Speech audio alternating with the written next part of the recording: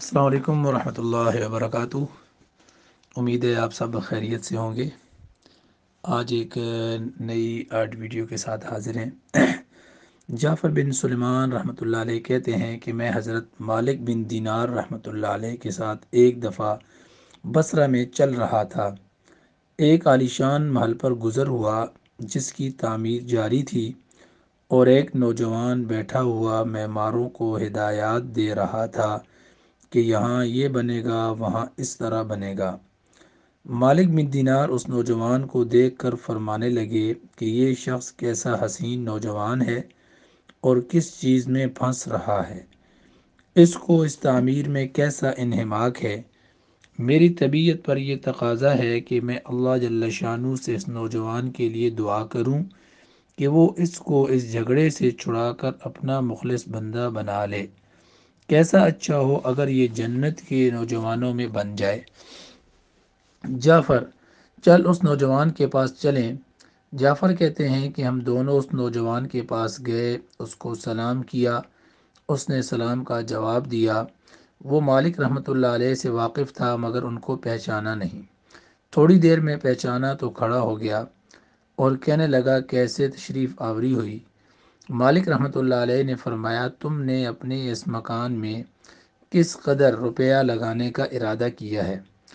اس نے کہا 1,00,000 درہم۔ مالک نے فرمایا اگر تم یہ 1,00,000 درہم مجھے دے دو تو میں تمہارے لیے جنت میں ایک مکان کا ذمہ لیتا ہوں جو اس سے بدر جہاں بہتر ہوگا، اور اس میں حشم خدم بہت سے ہوں گے۔ اس میں خیمے اور قبے سرخ یاقوت کے ہوں گے جن پر موتی جڑے ہوئے ہوں گے۔ اس کی مٹی زعفران کی ہوگی، اس کا گارا مشک سے بنا ہوگا جس کی خوشبوئیں مہکتی ہوں گی۔ وہ کبھی نہ پرانا ہوگا نہ ٹوٹے گا۔ اس کو معمار نہیں بنائیں گے بلکہ حق تعالی شانو کے امر کن سے تیار ہو جائے گا۔ اس نوجوان نے کہا مجھے سوچنے کے لیے آج رات کی مہلت دیجیے، کل صبح آپ تشریف لاویں تو میں اس کے متعلق اپنی رائے عرض کروں گا۔ مالک رحمۃ اللہ علیہ واپس چلے آئے اور رات بھر اس نوجوان کی فکر اور سوچ میں رہے۔ آخر شب میں اس کے لیے بہت عاجزی سے دعا کی۔ جب صبح ہوئی تو ہم دونوں اس کے مکان پر گئے۔ وہ نوجوان دروازہ سے باہر ہی انتظار میں بیٹھا تھا، اور جب حضرت مالک رحمۃ اللہ علیہ کو دیکھا تو بہت خوش ہوا۔ حضرت مالک رحمۃ اللہ علیہ نے فرمایا تمہاری کل کی بات میں کیا رائے رہی؟ اس نوجوان نے کہا آپ اس چیز کو پورا کریں گے جس کا کل آپ نے وعدہ فرمایا تھا؟ مالک رحمۃ اللہ علیہ نے فرمایا ضرور۔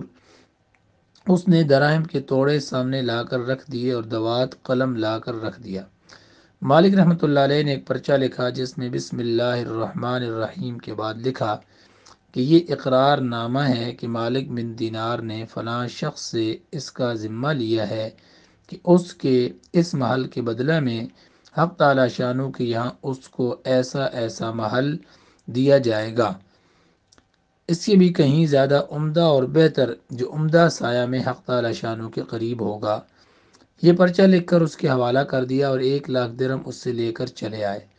جعفر رحمۃ اللہ علیہ کہتے ہیں کہ شام کو حضرت مالک رحمۃ اللہ علیہ کے پاس اس میں سے اتنا بھی باقی نہ تھا کہ ایک وقت کے کھانے ہی کا کام چل سکے۔ اس واقعہ کو 40 دن بھی نہ گزرے تھے کہ ایک دن حضرت مالک رحمۃ اللہ علیہ جب صبح کی نماز سے فارغ ہوئے تو مسجد کی محراب میں ایک پرچہ پڑا دیکھا۔ یہ وہی پرچہ تھا جو مالک رحمۃ اللہ علیہ نے اس نوجوان کو لکھ کر دیا تھا، اور اس کی پشت پر بغیر روشنائی کے لکھا ہوا تھا کہ یہ اللہ جل شانہ کی طرف سے مالک بن دینار کے ذمہ کی برات ہے۔ جس مکان کا تم نے اس نوجوان سے ذمہ لیا تھا وہ ہم نے اس کو پورا دے دیا اور اس سے 70 گنا زیادہ دے دیا۔ مالک رحمۃ اللہ علیہ اس پرچہ کو پڑھ کر متحیر سے ہوئے۔